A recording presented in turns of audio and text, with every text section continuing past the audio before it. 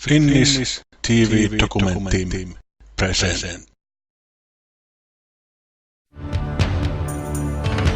In the heart of India lie the ruins of a forgotten civilization. Here, for thousands of years, Hindu kings built spectacular palaces, mighty fortresses, and ornate temples. They worshipped sex. They cast their beliefs in stone. But they had to fight to preserve their way of life. Today, all that we know of their alien culture is the Kama Sutra. Our investigators are traveling to their ancient kingdom. Some of the acts depicted are so acrobatic, they're enough to make an anthropologist blush. To explore what drove them to create such explicit images. You do feel slightly guilty looking at some of it. And to uncover their world, a world of princes and concubines. A world where men devoted to the art of pleasure were also experts in the art of war. This is the lost world of the Kama Sutra.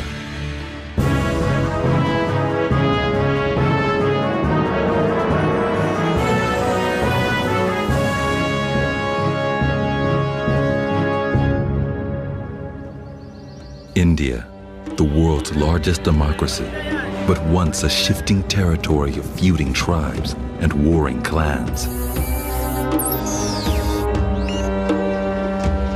1,000 years ago, here at Khajuraho, in a kingdom known as the Heart of India, a dynasty of Hindu kings called the Chandelas constructed an amazing city of temples. And yet, it's not their grandeur that has earned these temples their fame. What has made them notorious is sex.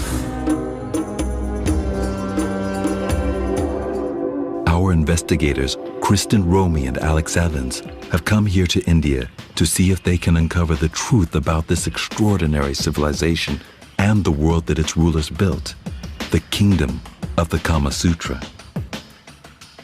They believe these temples hold the vital clues to understanding a people for whom sex was not a taboo. They are the key to recreating a world completely different from our own. You have the erotic art at the joining of the Great Hall and the hallway. These explicit images of sex are the first clue to this ancient culture. They are derived from the Kama Sutra. This ancient Indian manual is now famed for its description of sexual positions. But it was written as a way of teaching people the central importance of sex and desire. It's a window into ancient Hindu beliefs. Archaeologist Kristen Romy has explored the pyramids of Egypt and the Great Wall of China, but nothing has prepared her for the temples at Khajuraho, covered with erotic art. The detail here in this temple is absolutely amazing. I mean, just the amount of energy that's been poured just into this tiny little building. Kristen is on a mission to decipher these carvings. You turn into a single corner, and all of a sudden there's another whole sculptural unit. It's almost like, where's Waldo? It's absolutely remarkable. And every figure, every detail has a sacred purpose. This is a religious text written in stone. The Kama Sutra means discourse on sexual love. Although it was compiled by Hindu scholar Vatsyayana over 1,500 years ago, the images it inspired at Khajuraho still have the power to shock. Some of the acts shown are so acrobatic, almost bordering on the physically impossible, that they're enough to make an anthropologist blush. As graphic as these carvings are, they are a vital clue into understanding an ancient way of life that now seems almost alien. For the Chandelas, sexual pleasure was a way to reach spiritual enlightenment. It played a central role in religious life. Prostitutes even plied their trade in the temple grounds. They were dancing girls who performed at religious festivals, but also provided the priests with sexual favors.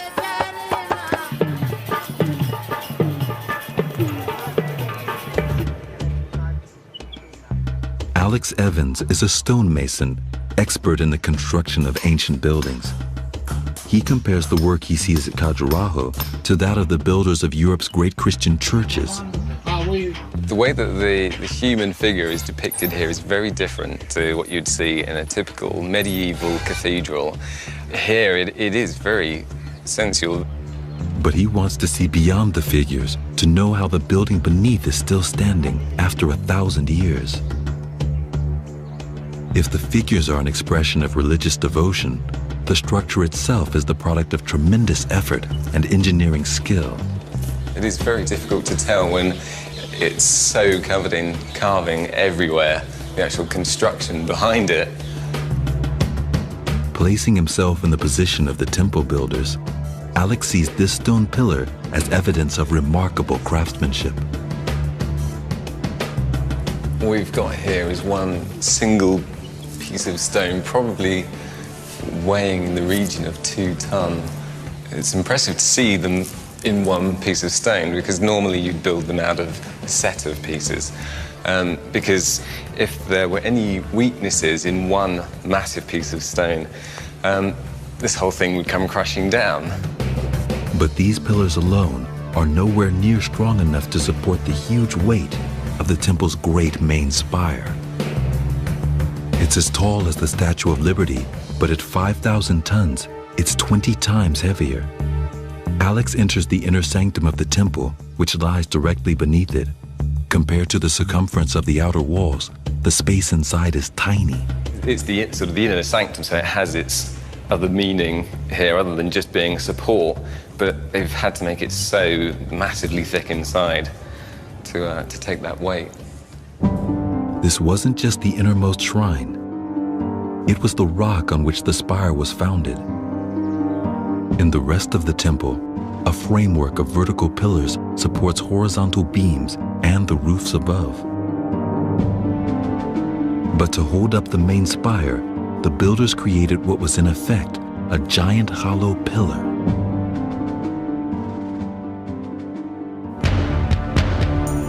The Chandelas built high because they wanted their spires to represent mountain peaks. They believed their god Shiva lived in the Himalayas. This Hindu god takes on many forms. At Khajuraho, he is still worshipped as the creator of life, and the Chandelas celebrated him as such throughout the temples. These temples burst with sensuous images of gods and mortals in erotic poses. They are all reminiscent of descriptions in the Kama Sutra. 646 figures adorn one temple alone. Their erotic displays incurred the wrath of Muslim warlords who were looting and burning Hindu temples throughout northern India. For these Muslims, depictions of the naked body were an affront to their religion, and they would have to be destroyed. But the Chandelas were not merely temple builders with a taste for the exotic. From her study of the carvings, Kristen has discovered that the temples also reveal them to be warrior kings. They were schooled in the art of battle. And the time would come when these people, devotees of pleasure and the arts of love, would have to fight to defend their erotic temples and their way of life.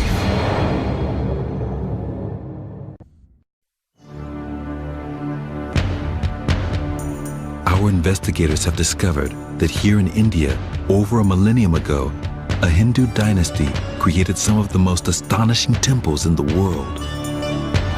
Adorned with graphic displays of human sexuality, these temples depicted scenes known to us from the Kama Sutra, the world's first erotic text.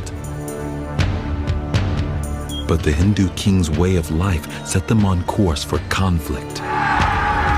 Their Muslim enemies considered the depictions of sex on these temples to be an insult to their religion, and they sought to destroy them. By examining the temple carvings, Kristen Romy has discovered that the Hindu kings portrayed themselves as powerful warriors. They defended their temples of sex from the mighty hilltop fort of Kalinjar. It lies 70 miles northeast of Khajuraho. At its height, Kalinjar contained a mighty garrison. There were 36,000 horses, 45,000 foot soldiers, and 640 elephants. This was the military center, the Pentagon of the Chandela Kingdom. Kristen travels to the remote fort of Kalinjar to search for evidence of the Chandela kings and the links they went to protect their temples. We only have evidence for a handful of buildings on the fort's surface right now from the Chandela period. But given what we know about Khajuraho, there had to have been some Chandela buildings on top of this fort to support all the people that were required to have actually defended this territory. This is the carved stonework that would once have been part of the great Chandela buildings. But the once grand avenues are now reduced to rocky footpaths that twist through crumbling ruins. So Kristen is looking for archaeological clues to understand how the Chandelas could stand up to a brutal Muslim onslaught and thereby save their erotic temples back in Khajuraho. The remains of Kalinjar's huge fortifications, stretching nearly 5 miles in length, now lie broken around the rim of the high forested plateau. But 1,000 years ago, it was a formidable barrier. It would face its greatest test in 1019, when a fierce army of Muslim raiders arrived from Afghanistan. They laid siege to it with a ferocious army of tens of thousands of soldiers accompanied by military drummers. This handful of drummers that you hear is from a celebration on the village below. Now, just imagine thousands and thousands of Afghan troops amassing on this plain, ready to lay siege to Kalinjar Fortress. Kind of scary, isn't it? This battle-hardened army had struck fear into India's kingdoms for over 2 decades. Now, the wealth of the Chandelas and the temples of sex at Khajuraho became its target. But taking on Kalinjar Fort would not be easy. The troops faced a steep 700-foot climb through thick jungle, then sheer cliff faces, protected by swarming killer bees, with massive stone walls rising above.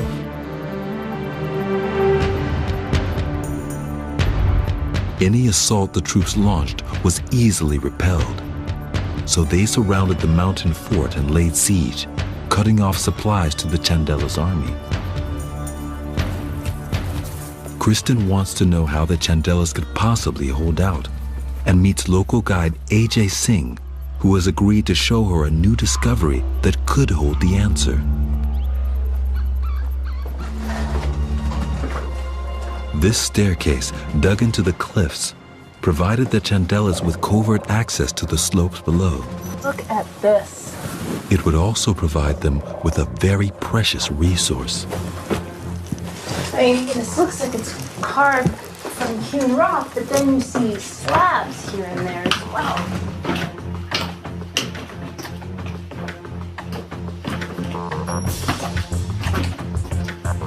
It's remarkable that this entire thing has been hewn out of rock.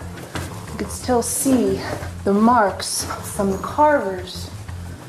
Not as delicate as the temples. Now it's getting really dark.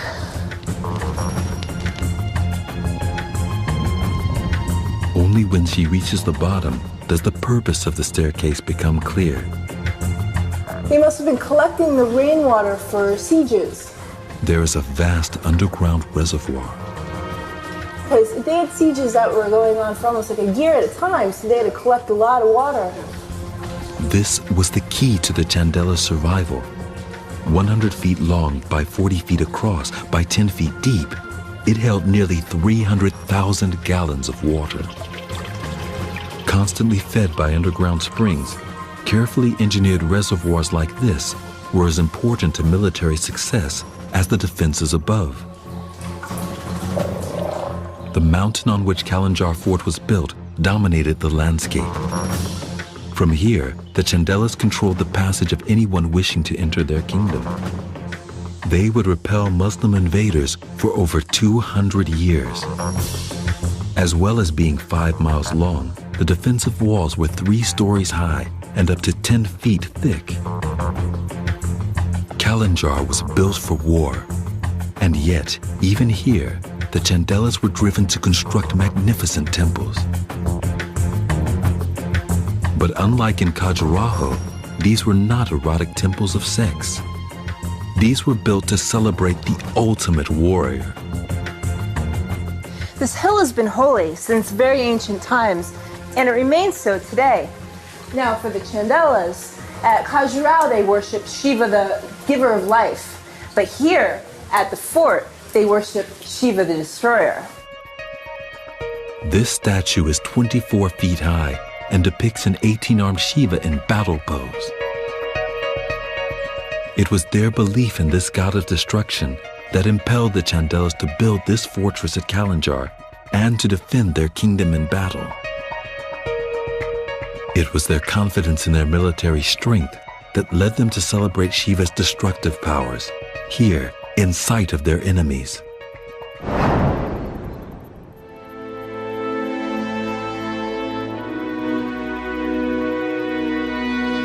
This temple was not always open to the sky. 1,000 years ago, these carved columns would have supported a pyramid roof. It covered the entrance to an inner shrine carved from the rock face.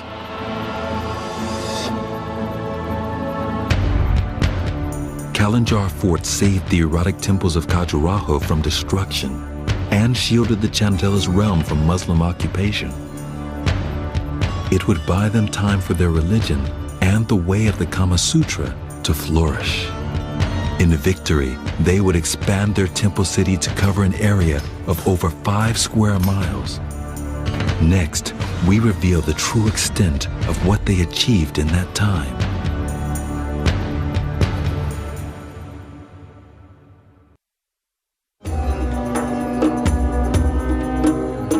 Archaeologist Kristen Romy is in the heart of India.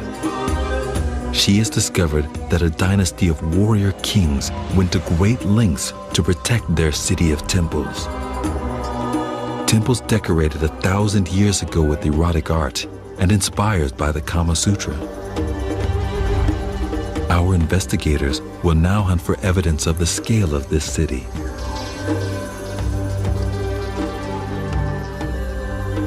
Today, the temples that are still standing have survived the ravages of time, enemy attacks, and encroaching jungle. But this is only a fraction of what would have been one of the most extraordinary cities in India. Today, there are 25 temples at Khajuraho. The legend has it that there used to be 85 temples here. That's more than 3 times the number of temples currently here today.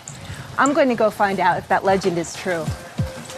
So Kristen sets out to search for the lost temples beyond the center of Khajuraho. Stonemason Alex Evans continues to examine the temple walls. He is investigating how so many temples could be built in only 100 years.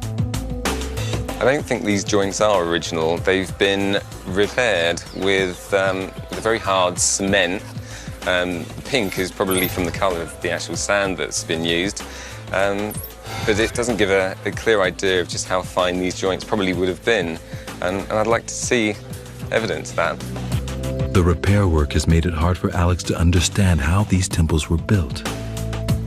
He needs to find one that hasn't been restored.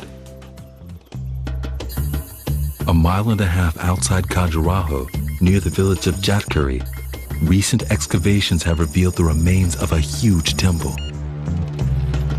Until 1999, this site looked like a vast mound of earth and rock. But archaeologists then revealed a temple platform covered in carvings. Now, this site is an archaeologist's dream. From what we know about these other temples in Khajuraho, only a small amount of the actual temple is revealed. But what is revealed has been remarkably preserved. And here's this fantastic little frieze of warriors and elephants going off to war. And the detail here is amazing. You can see his little belt and the reins on the elephants, and this little procession here. It's just magnificent, which just makes me want to go out and look for some more stuff, which I'm going to do right now. The carvings are remarkably preserved. This is a promising sign. It means there could be more temples out there under other mounds. Alex Evans believes that the base of the collapsed temple could give him the answers that he couldn't find at the temples in Khajuraho. The joints are mainly around 1 millimeter or less. They're so tight, each stone is tailored to the next. To show you how expertly crafted this is, I've got this dollar bill here.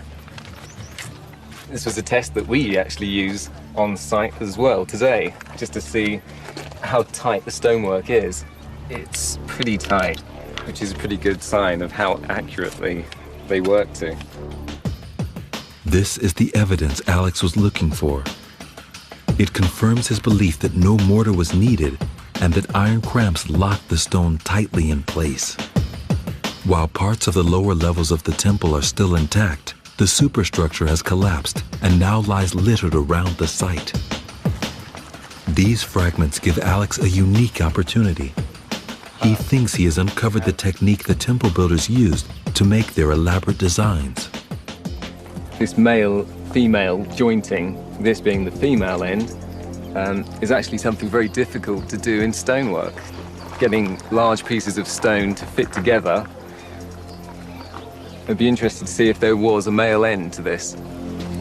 He hunts the field of stone for the right piece to fit into this block. Here we are. You can actually see the tool marks still on it. And it's made slightly smaller as well. Just so that there's some play. Alex has discovered that this system of interlocking stone fragments, much like a 3D puzzle, enabled the temple builders to engineer complex but strong designs. With the whole temple now in pieces around him, Alex uses his expertise to analyze the stonework with forensic precision. He can decipher each and every mark on the stone and reveal the step-by-step process used by these forgotten craftsmen over 1,000 years ago. These larger marks here are created with a tool called a punch. It's shaped in this way to take more material off. You've got more force going behind a smaller point. As you were working, you'd be swinging, cutting across like this. You can actually see the diagonal lines where they've cut. And where you have these indentations is where the chisel actually stopped. It stopped there, and it stopped there, and here. I'd be very interested to see if there are any other stonemasons or carvers working in the same way today. The ruined state of this lost temple is a window into the lives and techniques of the temple builders. From what our investigators have discovered at the site, we can now reveal the temple that once lay beneath centuries of dirt and rocks. It stood on a vast platform 15 feet longer than the largest standing temple. And at possibly 115 feet high, it towered symbolically to the sky. Kristen, spurred on by the preservation at the ruined temple, searches the area around it. The size of this site is really impressive. She discovers another mound, only 150 yards away, still covered in undergrowth. Wow. Could this be another of the missing temples? I mean, you have entire statuary just lying on the ground and nobody bothers to take it, which is a wonderful thing. Just by brushing away some dirt, Kristen makes a remarkable discovery, a temple statue. And this only belongs to one temple. And then allegedly you have 59 other ones belonging to Khajuraho. And they're all under farmers' fields, in the pastures. It's what makes Khajuraho such a wonderful place. Unseen since the time of the Chandelas, the statue is proof of another missing temple. This is evidence of the richness, size, and scale of the temple city. If the myth of 85 temples is true, this is only one statue of tens of thousands made in just 100 years. Struck by the sheer effort that went into construction, Alex visits a small workshop in Khajuraho. He wants to experience the job of the craftsman for himself. What's amazing is that this is probably exactly the same sort of thing they were doing 1,000 years ago at the temples. You'd have the specialist carver, you'd have the mason, and you'd have the people roughing out the stone like this. The now peaceful farmland would have resounded with the constant sound of chisel on stone. You start to appreciate the numbers of people that they'd have carving in the temple. Hundreds, thousands possibly over time. Generations of stone carvers, fathers and sons, just all there carving, the knowledge sort of being passed on. Alex learns that starting from a solid block of stone, carving a sculpture like this takes 60 days. I think if I was to be asked to do something along these lines with these tools, I'd probably change career.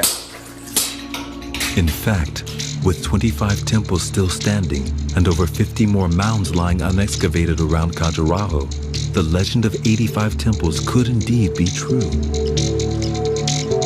Using computer graphics, we can now reveal what this vast temple city would have looked like at the height of the Chandela's power. Temple on temple, rising through a thick jungle canopy over an area covering 5 square miles. The Chandela dynasty celebrated their culture at Khajuraho, creating temples and sculptures that would fire the imagination for over 1,000 years. It would be another 5 centuries before the rulers of the land of the Kama Sutra would reach such prominence again. What they would build would be more extraordinary still.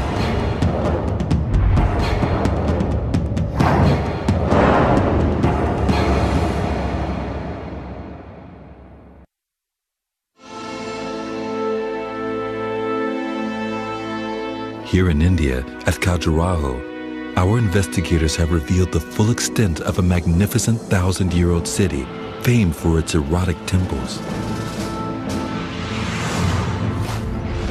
They have discovered that the Chandelas defended their kingdom from Muslim invaders, and it flourished.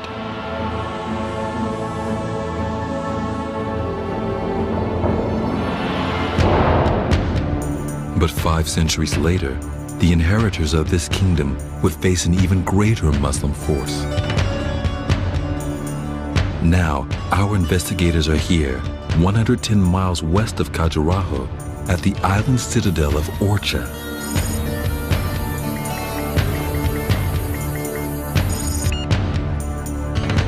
They will learn how these Hindu kings also celebrated the delights of the Kama Sutra. Archaeologist Kristen Romy wants to understand the people who inhabited this world. It must have been a fantastic beacon of Bundela magnificence. She will explore the ruins for clues to the sensual life this royal dynasty led. Ancient stone expert Alex Evans will investigate the technology behind their imposing structures. This is advanced engineering on a grand scale. And then here, this amazing gateway, incredible amount of detail. Dramatically positioned on a rocky island, enclosed by a loop in the Bechwa River, Orcha was the Hindu king's stronghold. But, like the builders of the temples at Khajuraho before them, they lived in fear of destruction at the hands of Muslim enemies. So the island was ringed not only with water, but with great fortifying walls.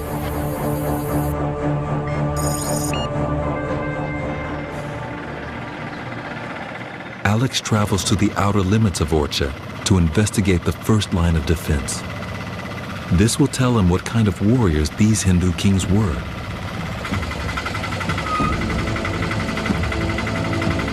Very intimidating wall. It's over 20 feet thick and stretches for 4 miles. If you were trying to approach the palace, your goal was the palace over there, you've got to get through this, which looks like it was made to keep elephants out. It's huge. On closer investigation, Alex discovers that no mortar has been used to hold the wall together. The only thing that has probably helped to keep it stable as they were building it are these things called snecks, which are just smaller wedges of stone, which have just been pushed in the gaps just to steady the stones. Alex has learned that the Bundelas meant business. These high walls were designed to withstand a great attack. But Orcha was much more than just a fort.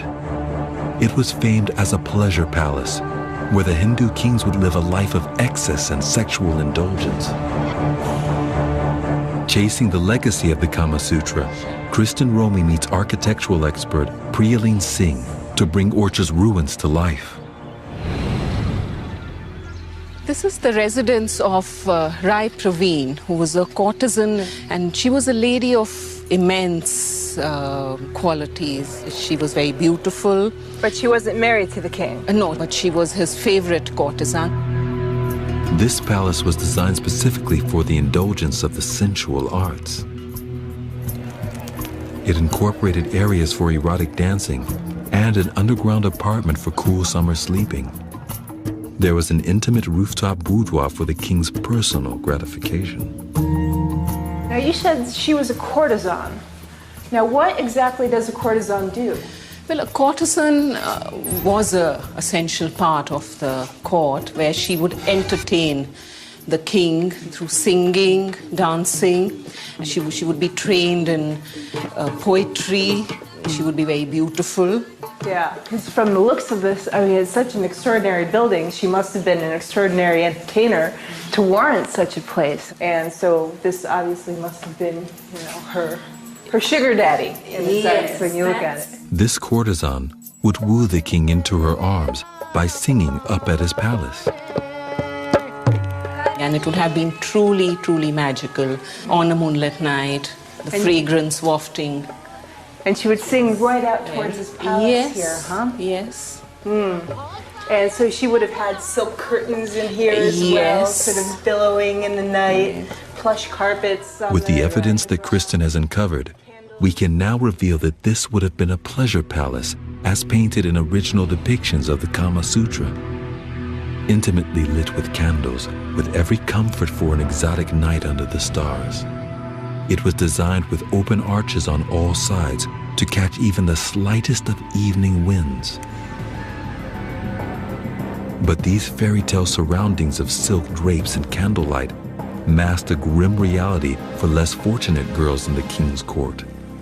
Based on what we've seen here at this palace, you would think that the life of a courtesan was a very sort of romantic lifestyle, but in reality, courtesans very often were sold into the lifestyle as spoils of war or sold to the court as very young, unwilling girls. And then you had to work your way up the ladder with treachery and deceit to sort of win the favors of kings. So in real life, the life of a courtesan was not necessarily all love poems and pretty songs. This courtesan was one of the lucky ones. Her skills of seduction and sexual gratification won her a palace to pleasure her master. It had private gardens to stimulate the senses, and even technology far ahead of its time. And just notice the irrigation system as well. Oh, yeah. You have these, the central channel, which is then feeding each one of these beds. At Orcha, engineers created complex water channels to produce an early form of air conditioning. We can now reveal how this system would have kept the king and his courtesan cool in their underground bedroom. Pools on either side of the apartment were filled with water. Air vents were inserted just above the level of the pools. These were angled downwards to channel wind into the underground apartment. As wind passed over the surface of the water, it was cooled and sucked down, displacing the hot air inside. With a pool on either side, the system ensured a cool breeze even if the wind should change direction. For the Bundela nobility of the Hindu court, this air cooling technology was a huge status symbol. But Kristen has noticed that the technology was not designed by Hindu engineers. It was Muslim, the technology of their sworn enemies, the Mughals. Our investigators are now on a mission to find out why Muslim technology was employed at a Hindu fortress. They have revealed the playboy lifestyle of Orcha's royalty, but they will discover that the Hindu kings were on a quest for survival. With Muslim invaders on the rampage, the Hindu kings would have to go to great lengths to shield their kingdom. And not by building fortifications, but by constructing one of the most sensational palaces in all of India.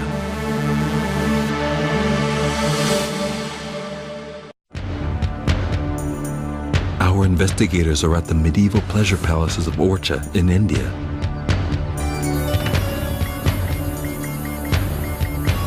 They have discovered that these palaces, constructed within a mighty island citadel over 400 years ago, were engineered to celebrate sex and excess. But archaeologist Kristen Romy has discovered that the technology they employed to cool their rooms was the technology of their Muslim enemies, the Mughals. For 50 years, the Mughals had ransacked and fought their way through India to expand their empire. They destroyed anyone who stood in their path.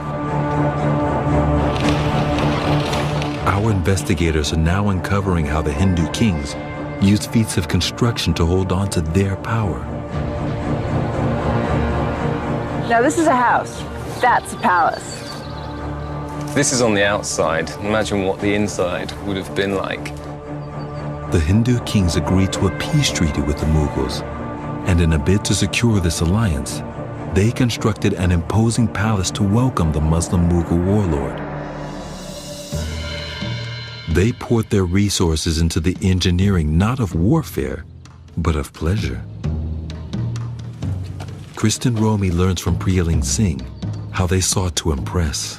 It looks absolutely gorgeous right now, but what would it have looked like, back during the Bundela time? Well, it would have been a sparkling white with all the lime wash and It must have been a fantastic beacon of Bundela magnificence. Can we go take a look inside? Sure, let's go. Cool. Leaving the edge of the island, Kristen and Priyaling explore the citadel to search for clues that will allow them to understand what this palace would once have looked like.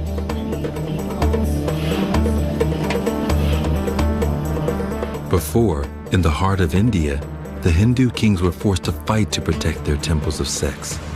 Now, these kings were using architecture as a tool for diplomacy.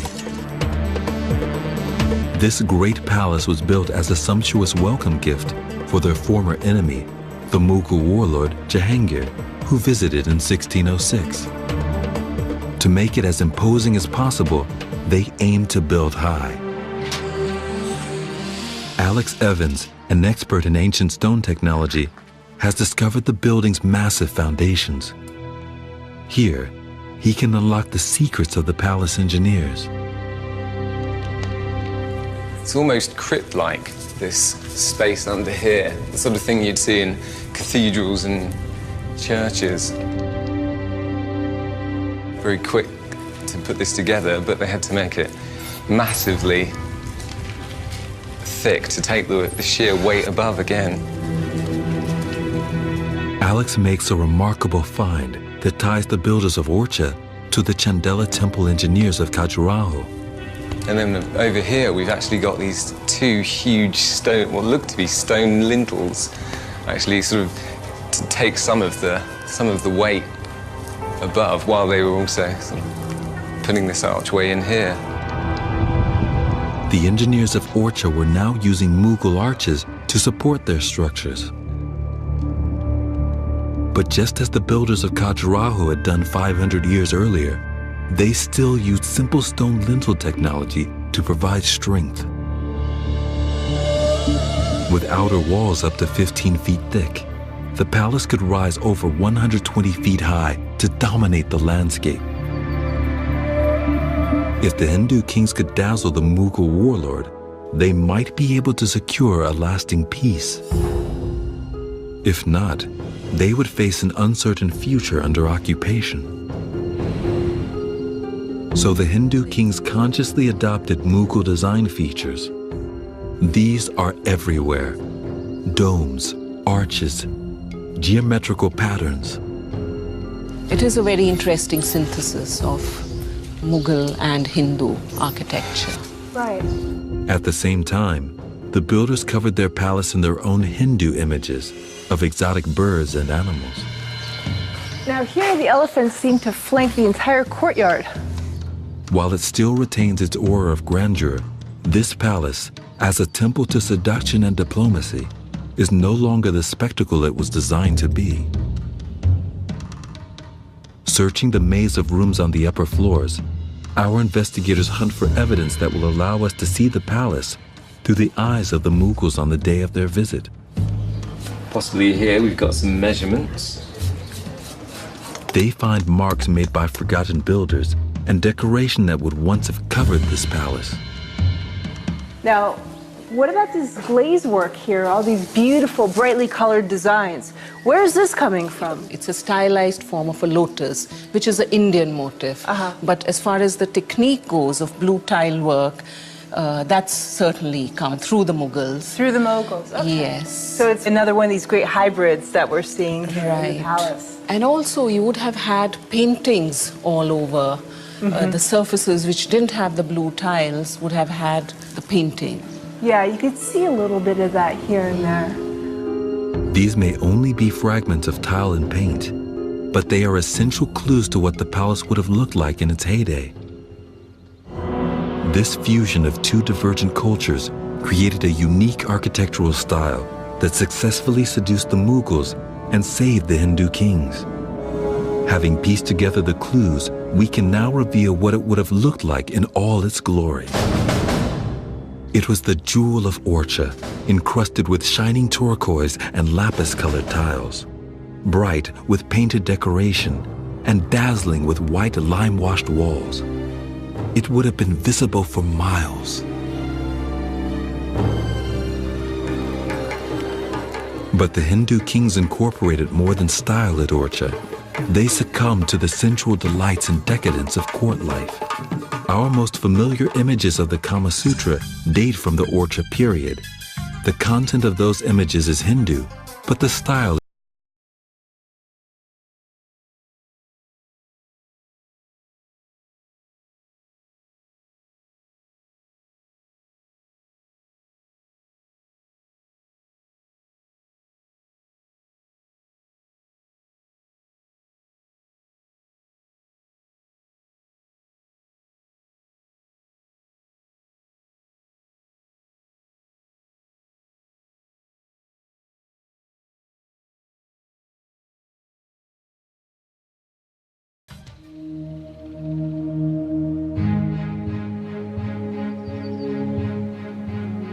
The ancient heart of India has been governed by the spirit of the Kama Sutra for millennia. Our investigators have learned that two dynasties of Hindu kings, 500 years apart, created magnificent buildings to celebrate sex. One dynasty created a great city of temples covered in erotic images. They protected it from rampaging enemies at a mighty hilltop fort. The other built a pleasure fortress on a river island and defended it not through war, but by seduction and diplomacy. Both dynasties preserved a way of life with sex at its center. And in all their feats of engineering, they were driven by the same impulse, the impulse of the Kama Sutra.